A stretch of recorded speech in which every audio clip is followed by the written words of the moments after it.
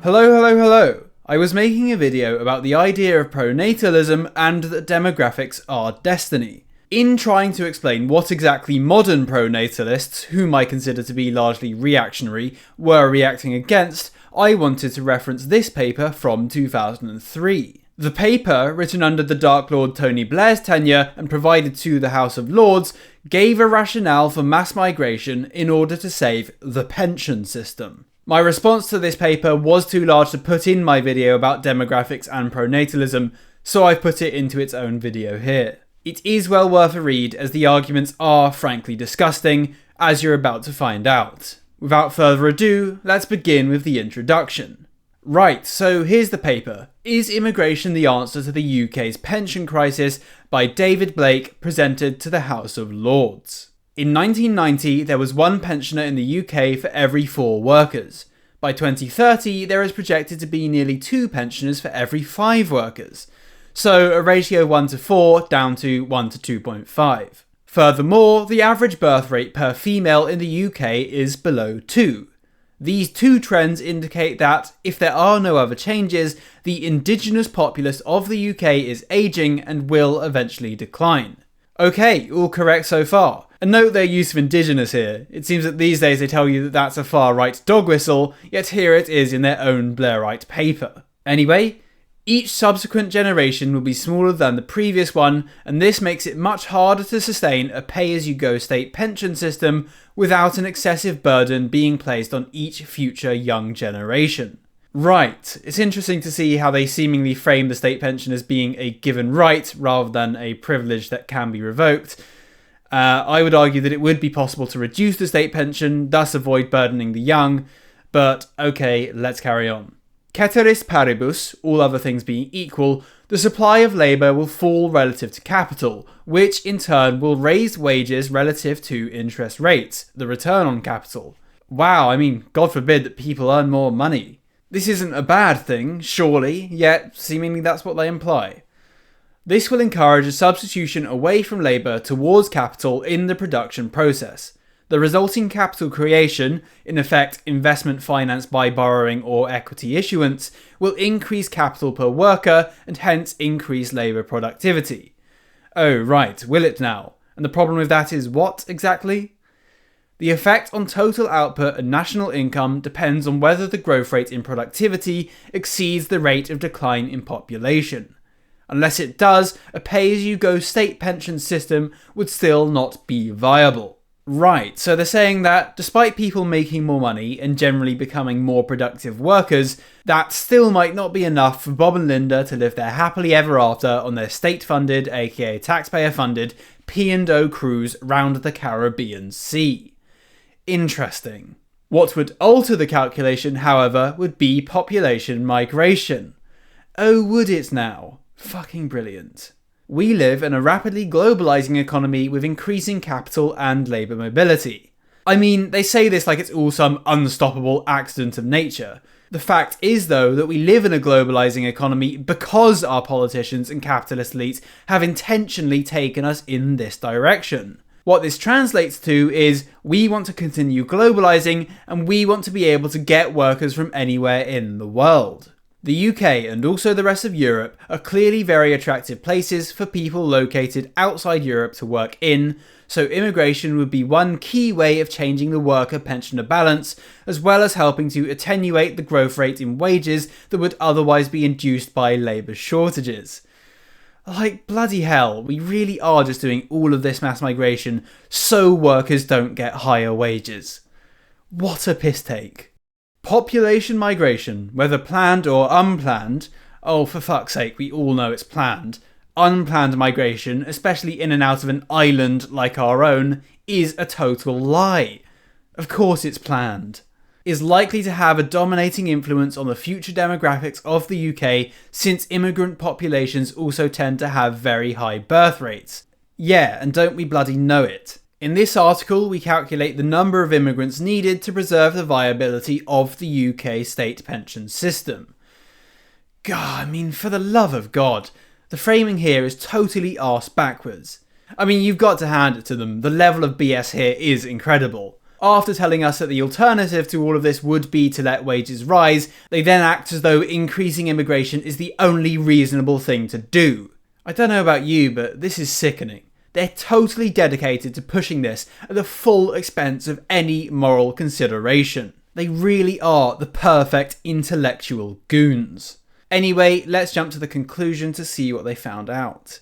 An ageing society, which is also declining because its birth rate is too low, faces stark choices if it is going to have a credible and viable pension policy. Credible pension policies have to be time consistent, and time consistent policies cannot pass the buck to future generations. In effect, they have to exhibit intergenerational fairness.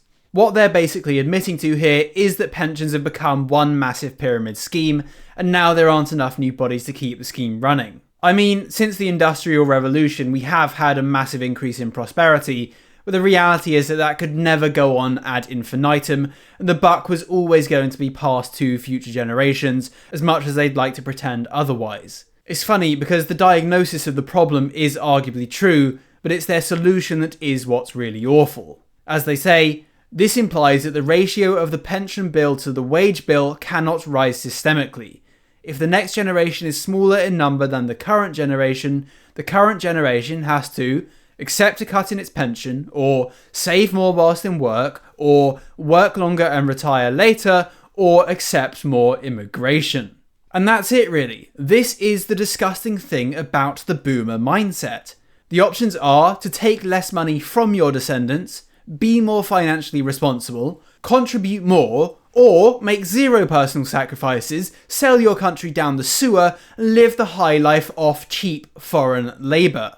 Though of course everything in this article is designed to mask the real motives behind mass immigration, wage suppression and bio-Leninism, every person who takes these ideas at face value and advocates for immigration as the best solution is quite literally saying that we should fuck over the young generation to make things more comfortable for the old. Bear in mind too that the state pension is given to everyone. Even the ultra-rich are taking from this state pension pot. There's no means testing here whatsoever. So not only are the financially irresponsible being rewarded, but we're also quite literally paying for rich boomers to go on P&O cruises. Yet people wonder why today's youth aren't overly fond of boomers. Anyway, using plausible assumptions, we have shown that up to 500,000 immigrant workers per annum will be needed to save the state pension system in the UK. Other things equal, a positive annual net inflow of immigrant workers is required whenever the real growth rate in pensions exceeds 2.5% per annum, the number of retirees exceeds 660,000 per annum, the number of deaths falls below 570,000 per annum, the real growth rate in wages is below 1.5% per annum, or the number of births is below 590,000 per annum. It is highly likely that the demographics will dominate the economics over the next 50 years in the UK, since increases in labour productivity by themselves will not be sufficient to compensate for the combined problems of population ageing and declining fertility.